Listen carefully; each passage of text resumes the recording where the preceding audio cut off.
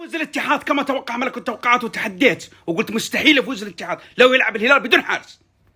حتى انا ورب الكعبه نزلت التوقع امس وافكر سالم وجانك وكويلر راح يلعبون، بس الاتحاد ما يستطيع يفوز الهلال، لان هيبه الهلال يا اخوان، هيبه الهلال رغم الهلال في اسوء حالاته وفي اسوء مستوياته، ولعيبه المحليين في مستواهم متراجع، واللعيبه الاجانب عند الهلال اسوء اجانب في تاريخ الدوري السعودي، كوارث بالذات قالوا.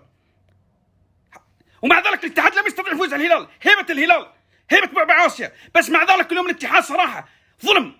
كرت احمر على الجحفلي في بلنتي، دهس على قدم الفار، يبغى له فار.